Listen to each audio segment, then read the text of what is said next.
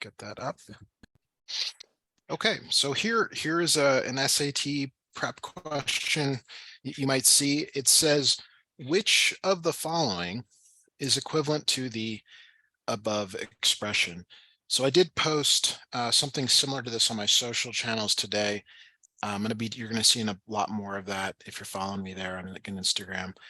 The way to do a problem like this one, whenever you see the words which of the following, that tells you that you need to look at the answers. Right. So when you look at the answers, can you tell me what you see that's the same or different? Either of those is okay to me, but that's kind of what you're looking for when you have a which of the following. What's the same? What's the different about the answers? And there's actually several things. Could you just let me know what you see here, please? B and C both have 24x squared. Yes, that's good. What else do you notice? B and C both have 3 added to them. Okay. Okay, now how about the number of terms? B and D have 2 terms. Okay. And then like A, B, and C all have different terms as well. Right. Okay, good. Now you like if you were doing this question live on the test, you wouldn't want to make a list of the things that are the same or different, but it's a strategy that you're going to use to help yourself with the test, especially if you're like not sure how to proceed. Okay. Now, depending on what you remember about this part up here, this binomial. Okay, this binomial almost always has 3 terms when you're done. And when I say terms, I'm talking about like the x squared, the number. This is going to have 3 terms most of the time. So that actually tells you pretty quickly that the answer is probably C. Okay. But let's just say for the moment that you knew that it was between B and C. All right, so let me just move this question down.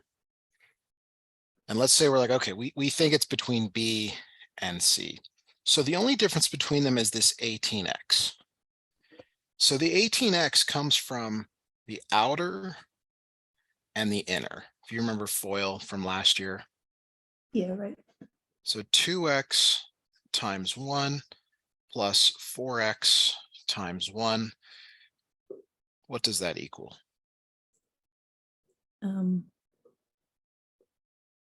6x plus 2. So you're multiplying these together first. That would be 2x plus 4x, like that. And so you combine like terms and you would get 6x. Right. Okay. Okay. Now this 3 on the outside is there the whole time. So now I'm going to add it in. You would multiply by 3, multiply your answer by 3. What is your final answer now? 18x. 18x. So you can see now why letter C is correct. Right. Okay. Does that make sense to you? Yes. Okay. So like the strategy here is like, what's the same, what's different, especially when it says which of the following. Okay. Now the caveat to all this is that no strategy I give you will always work for every problem. And it won't always work for the which of the following, but the idea is that the more strategies you know, the more you can give yourself a better chance to answer them correctly more of the time. Right. That makes sense. Okay. All right. So like I mentioned, I put up a problem pretty similar to this on my social channel. I'm gonna put that in front of you now. I'd like you to try solving it the same way. Okay, so that's why I asked you to get that pencil and paper out. This one's slightly more difficult because I thought the one that was in this test prep material I have was a little too simple. So go ahead and take a look at this question and let me know what you think is the correct answer. Again, it's not exactly the same, but I think you can give it a try, see what you come up with. Okay.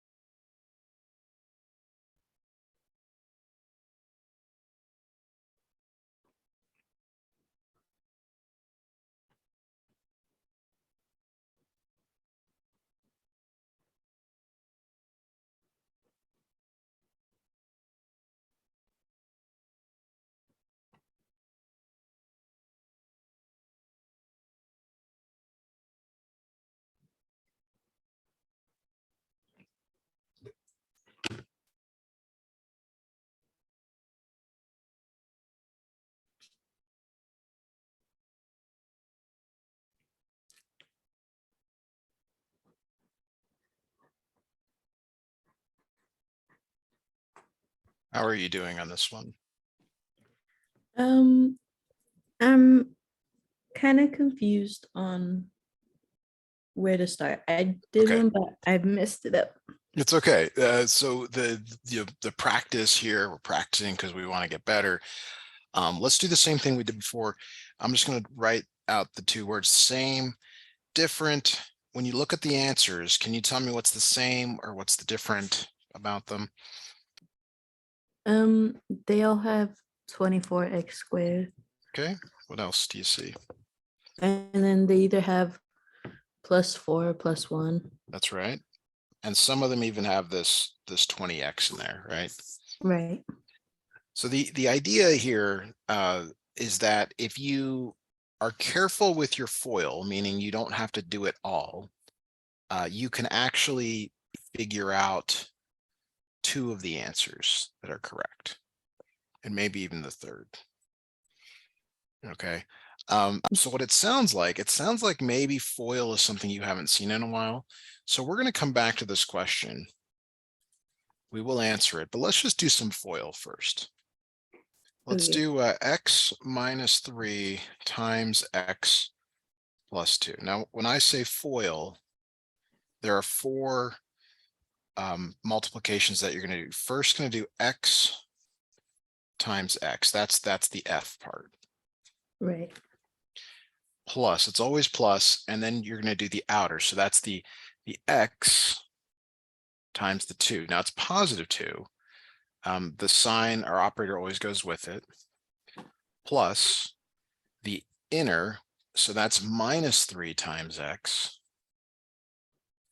is labeled, and then the last minus 3 times 2. So my preference is to always make them positive, and then if it's a minus sign, that goes with the number or the letter. So this x times x is x squared plus 2x. Now I'm going to change this one to minus 3x instead of the plus. And then over here on the right, it's minus 6 plus minus 6 on the right, minus 6. You generally can combine the outer and the inner. Okay. So you can combine those. So it's x squared minus x minus 6. Okay. Any questions on that? Because I'd like you to try one on your own now. No, I got that. Okay, let's try another one here. So let's go x minus 4, x plus 6. I want you to FOIL that and give me your final answer. So I just want to know what goes in the box when you're all done. Okay.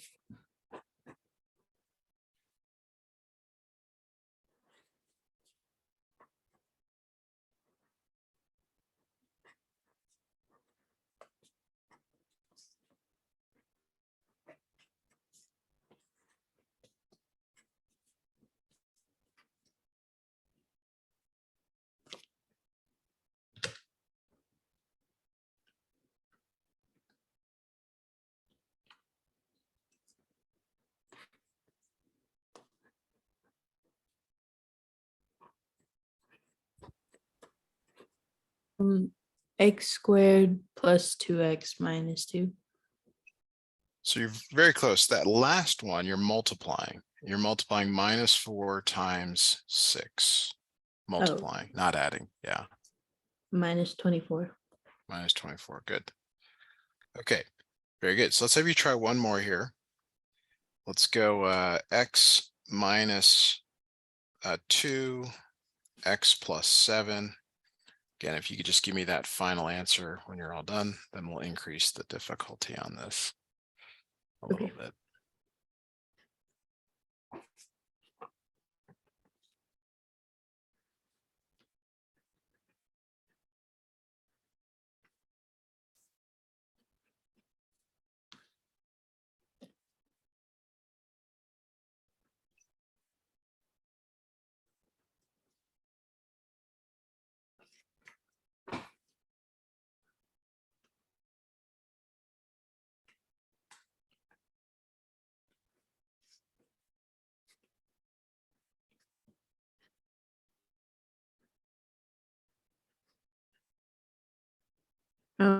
X squared plus 5x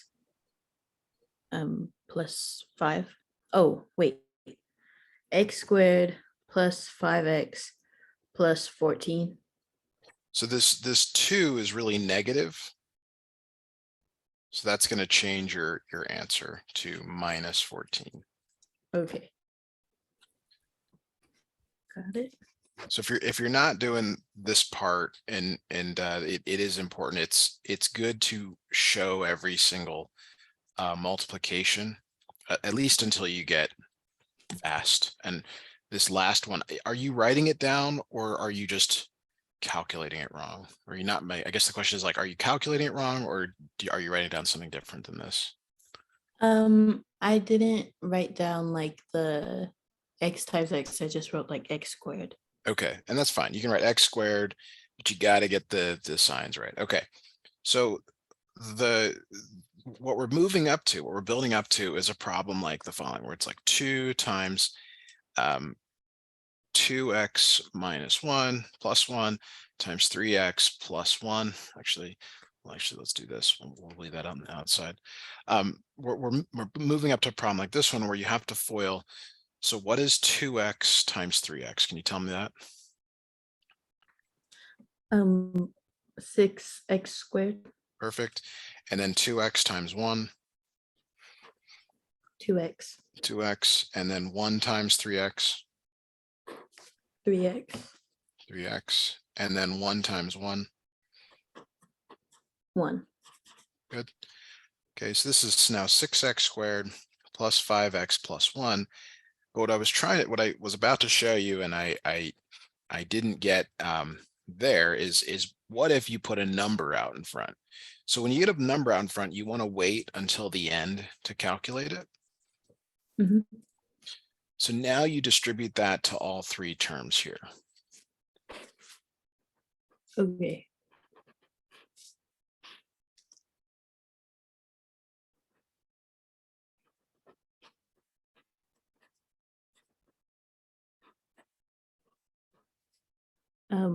So 24x plus 20x plus 4. Yeah, 24x squared plus 20x plus 4. Yeah, good. All right, so we will do some more foiling, but if we go back to the problem or the question that we originally started with, you can almost always solve SAT questions by just what I call the direct method. Like, you FOIL and then you multiply and you get your answer. But that is slower than doing it with a strategy. And your main obstacle in this test is time. Time is working against you for the duration of it. So anytime you can pick up some time, it helps you on other problems that you'll have. So while you could FOIL this, and we've talked a lot about this question, while you could FOIL it, you would recognize that the only difference, because A and B cannot be correct since they're 2 terms, what you would say here is, okay, how do you get the last term in a binomial? Well, you multiply the 1 times the 1. Right. And then, but you also have to multiply it by that 4. 4 times 1 times 1 is 4. Letter D is your correct answer. Wow, that was a lot faster than. Yeah, and it's not a trick. It's not it's like, if you know what's different about them and you know how the thing is constructed, you can quickly get the answer. Now, I would be happy just knowing you could get it down to 2 answers, because you're more likely to guess right 1 out of 2 versus 1 out of 4 or 5 if you're taking the ACT. Right. Okay, so even if you can only get it down to 2, that's still valuable. All right, now all of this started with a which of the following. So whenever you see a which of the following, you have to look at the answers. Okay. Right. So let's look at another one of these which of the following questions. And unfortunately, you're never going to get like an exact copy of the question in another part of the test. It's just a one-off, but you might see the same style of question like you see here. So it says, which of the following is equivalent to 2x times x squared minus 3x. So when you look at the answers here, the first thing that I notice is that letter A has one term, B, C, and D have two terms. Right. Another thing I notice is that B and D have a cubic and a square, but C does not. Okay, and Right. that kind of stuff helps me to figure out, well, which ones maybe could I eliminate? All right. Now, another way to do this problem, like I mentioned, is to, and we're going to do that for this problem, just so you can see the different approaches, is to literally do it without the answers. Okay.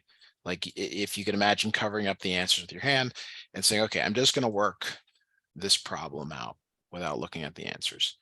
So you're going to multiply 2x times x squared plus 2x times minus 3x. Okay. Now, as a reminder, when you multiply variables with a base, you add the exponents. Right. You add the exponents. So give this a try and let me know what you come up with, please. Okay.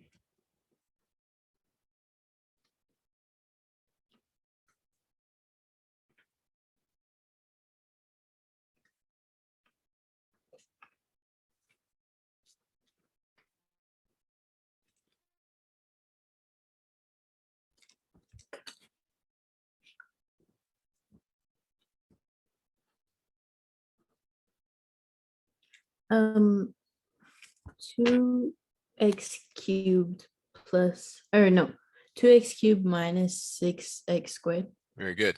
Now, keeping that in mind, if you go back to the problem where you have the let me see if I can get this over a little bit over. Yeah. If you had covered this up, you could then quickly say, oh, it is letter D. You just compare your answer to the one that was found here. Right. Okay. So a couple of ideas for which of the following you can always just try it, work it out, and then compare your answer. But sometimes you can notice something that would help. Like if you knew right away that, for example, see how if you knew right away that it was a cube and a square, you could have eliminated A and C. And then when you look at B and D, this is the big difference. It's minus x squared minus 6x squared. And that's where, if you know how to multiply these two, you can maybe do it without writing anything down to get the correct answer. Right. Okay. All right. So I'm going to give you a new problem here to work on. I just want the final answer, whether it be A, B, C, or D. You can use whatever method you think is best for this problem, but take a look and give that a try, please. Okay.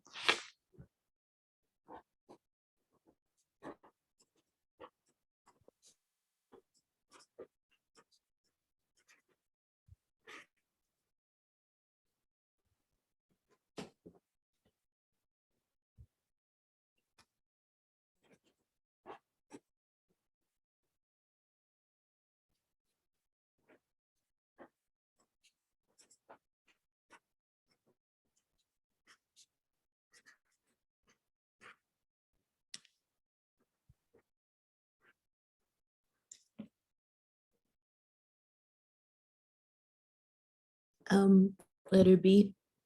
Okay, and how confident are you in your answer? I'm confident. Good. You should be. You got it correct. It is letter B.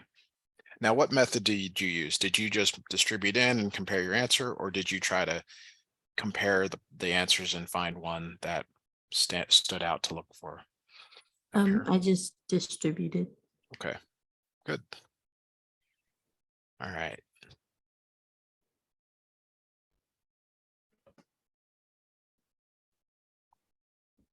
Just looking at a few more questions here to see.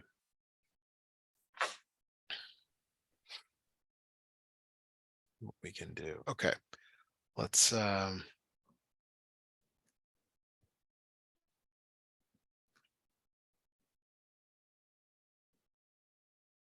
Yeah, let me grab this next one.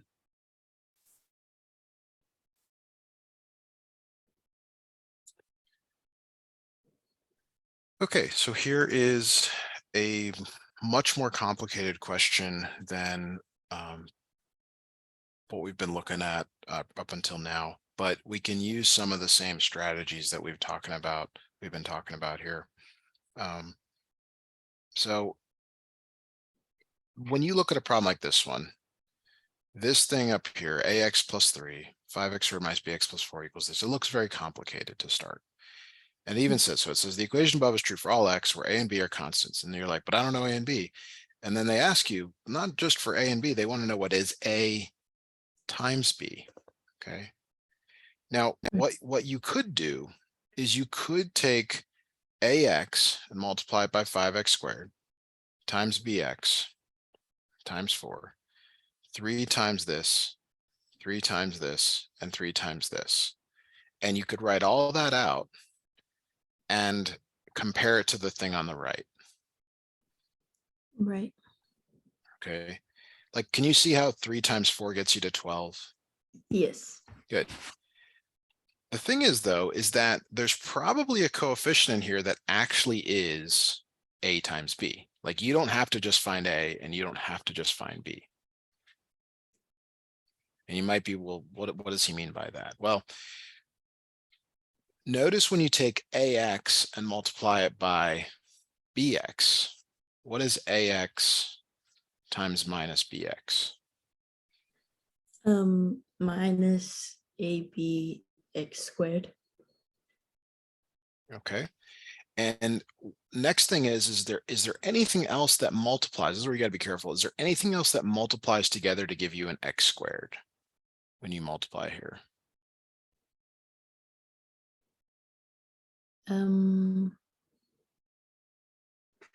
Yeah, the 3 and the 5. Right. So that gives you, so 3 times 5x squared, that gives you 15x squared. Okay.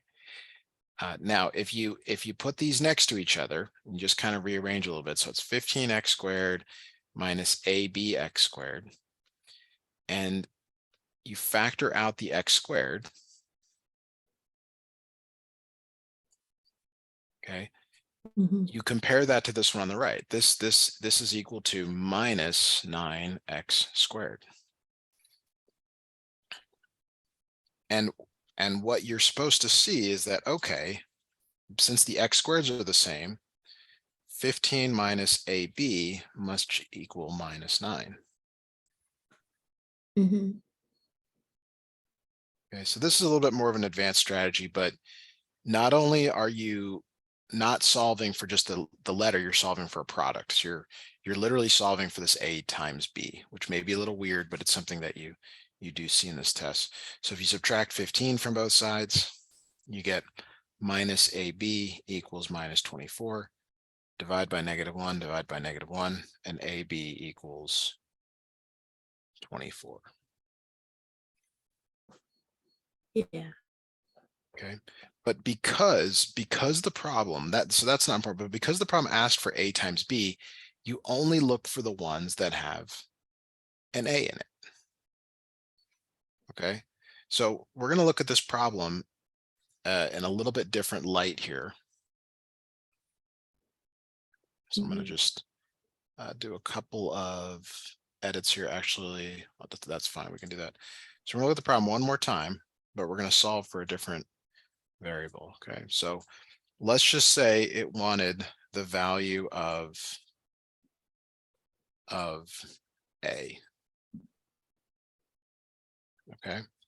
So what I would do, what I would tell you to do is look at which things do you multiply, which terms do you multiply where it just has an a in it.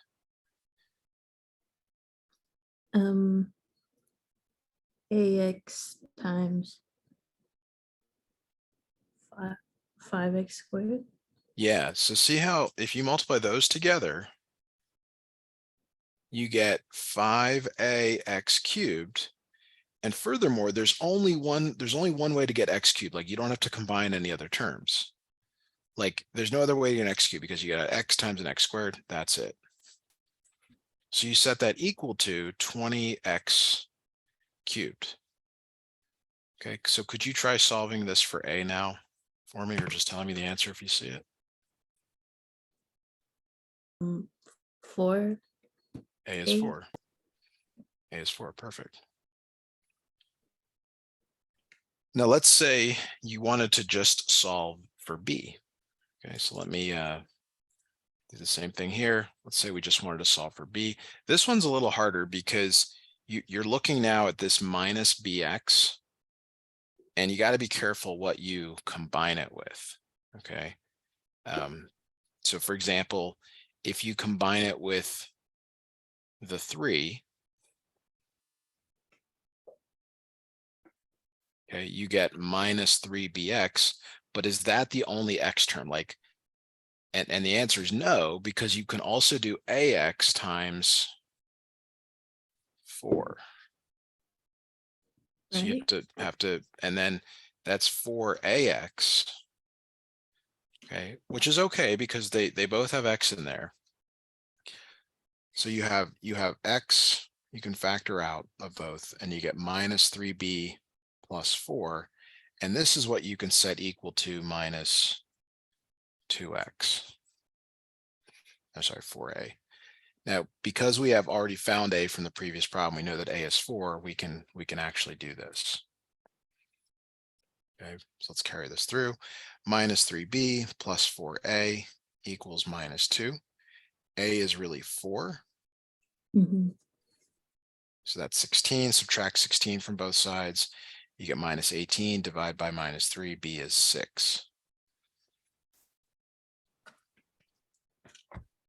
Okay. Okay, so if you're following me, and we go back to our original problem, which asked for the value of AB, the Mhm. answer is 24. We found that A is 4 and B is 6. 4 times 6 is 24. But look at the amount of work we had to do if we found them individually. We had to do a lot of work here and then a lot more work here. Yeah. Or if you are able to know how to manipulate these to get a term, all of a sudden you can figure out, oh, I only have to combine a couple of these terms to get to the AB. So there's always something you can do in one of these problems to make it simpler. It's not a trick. I'd call it a shortcut, if anything.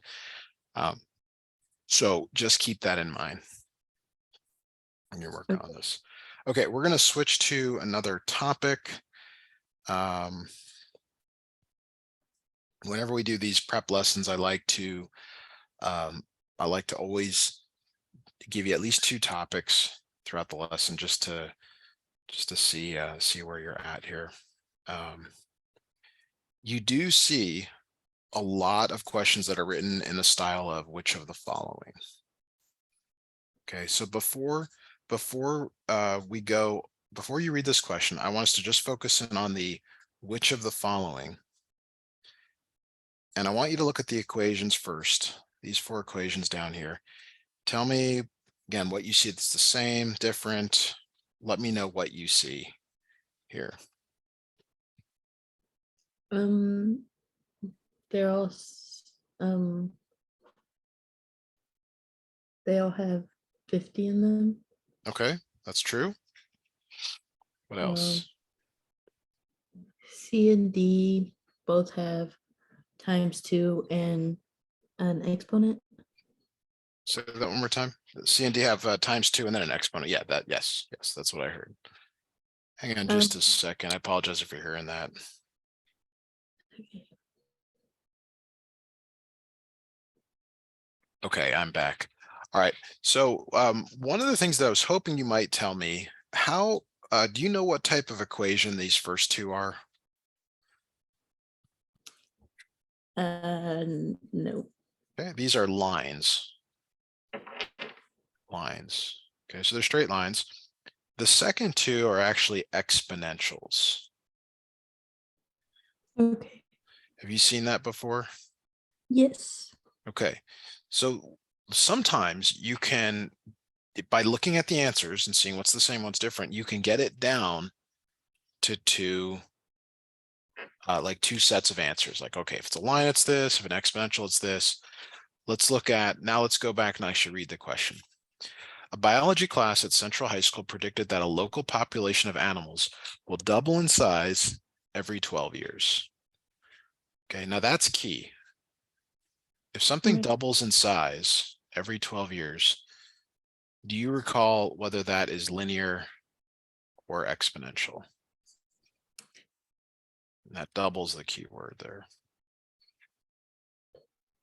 Uh, And if you're not sure, don't guess, but I'll try to explain. no, I'm not sure. Okay, so this is more of the math facts here. So let me do some typing. A linear function or graph increases by the same amount each period. Okay, we can say. In other words, the increase is always the same. All right. Okay. Now an exponential graph or function generally increases or decreases at an increasing rate or decreasing rate.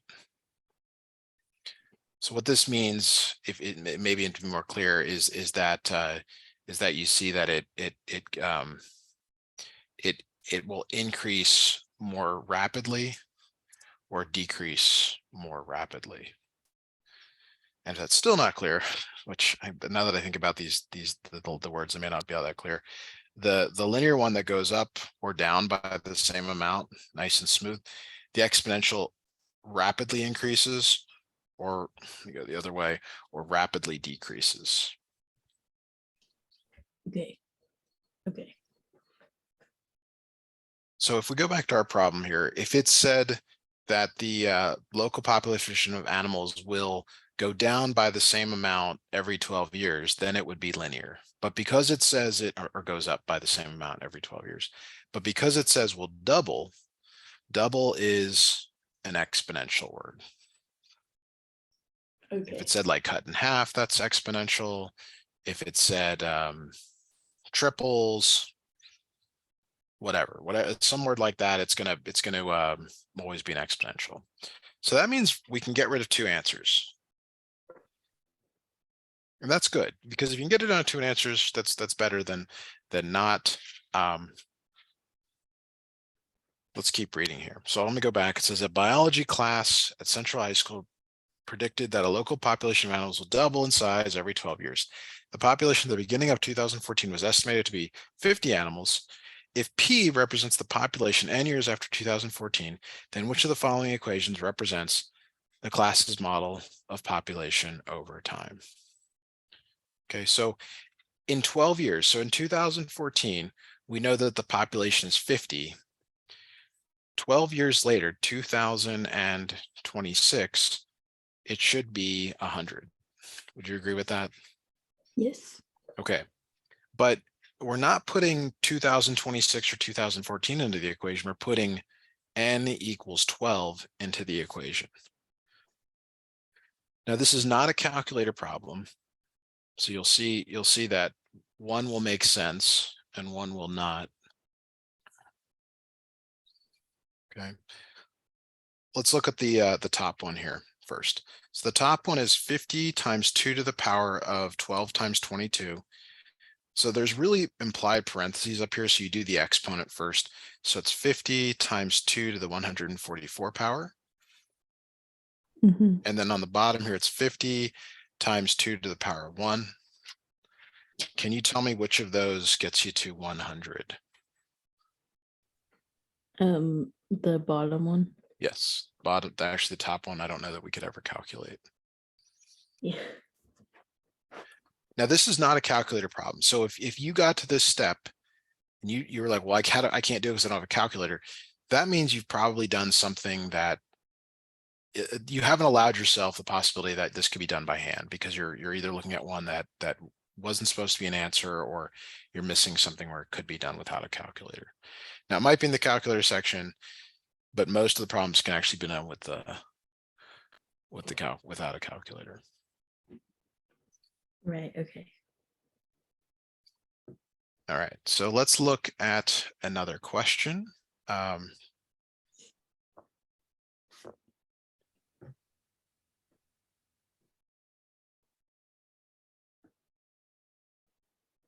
right, so here we go. This is another one of those, which of the following? You'll notice I'm really trying to emphasize that for today's lesson, which of the following? So look at these answers and tell me what you see that's the same or different about each of the answers.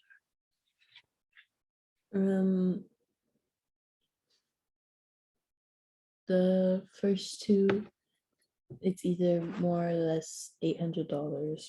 Okay. And then the bottom two, more or less 8%. Okay. All right. Now, if we go back and read the problem, will you read this one for us out loud, starting at the beginning? After a new car is purchased, the value of the car is modeled by a function that decreases exponentially over time. Keep going. Which of the following could describe how the value of the car changes each year? Very good. Is this linear or exponential? Exponential. Yes.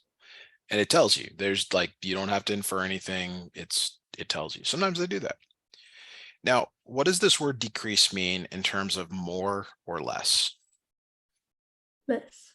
Okay. So at a minimum, you can get it down to these two if you just know that word. Right. Okay.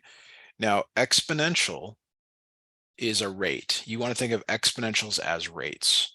Rates are often shown as percentages. So that gives you the answer, I think, without much more explanation. Notice there's no math to do this problem. You don't have to calculate anything, but you do have to know what the words mean.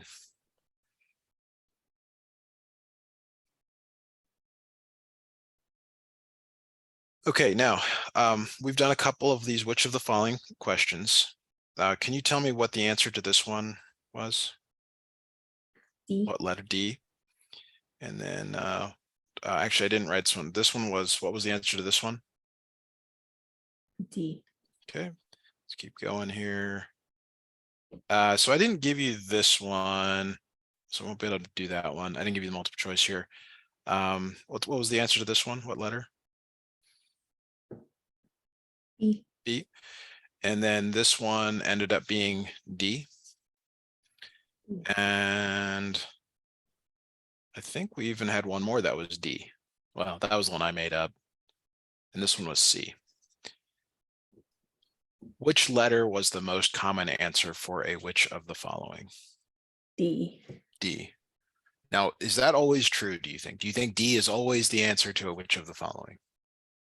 No. No. But if you were writing a question, think about if you were writing a question and you wanted students to use as much time as possible, would you make D the answer knowing that most students start A, B, C, and then D? Yeah. Yeah, so this does not work all the time, but it's something to keep in mind, especially like if you do enough work with me on this stuff, you'll remember that in the test. You'll be like, well, I don't know which one it is, but it's a which of the following, and I'm down to B and D. Let's go with D. Okay, that's a good reason to guess if you're stuck on a problem. Right. Okay. Hopeful. We don't want you guessing, but it's a reality. Sometimes you end up having to guess.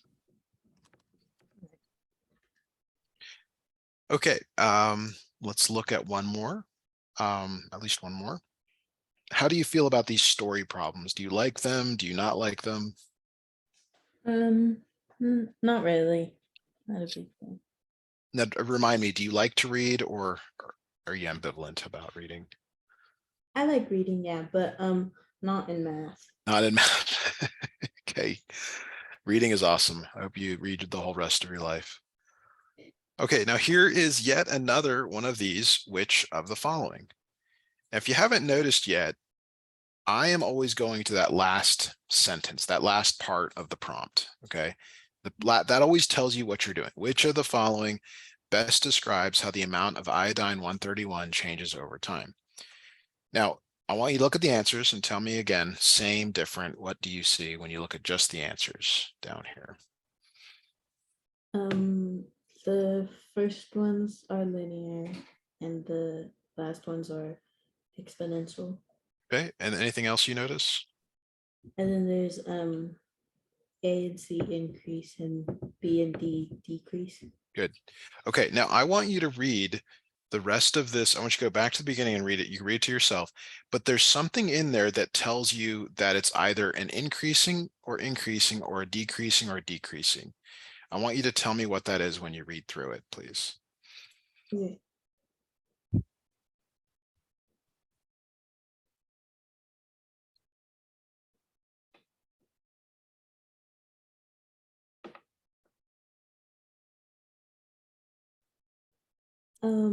The where it says the end of each 8 day.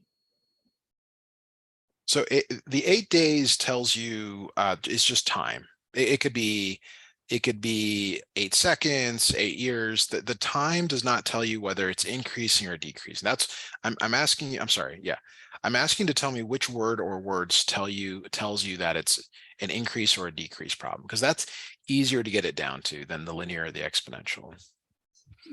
Is it remains or beginning? Okay, so I'm gonna help you out here. What do those mean? Half. Half. Is half going up or going down? Increasing or decreasing? Down. Okay. So again, there's no math. There's no like, hey, go calculate this complicated thing. It's like, no. It's more about reading comprehension, and you like to read, so this should be something that you get much better at between now and next time you take the test. But that tells you it's either B or D, and kind of just like we've been talking about. If you're not sure of which of the following, you would guess D. Okay, but let's see if we can do better than that. Half means, and sometimes it's good to get some numbers here, half means it goes down by half. So 8 goes to 4, 4 goes to 2, 2 goes to 1. Whereas let's say it was linear, it would go down by 1 each time, for example. Okay, so half or double or third or cubed is always an exponential. Right. Okay. All right, so I'm going to just real quick here. Sorry about that. I didn't mean to do that.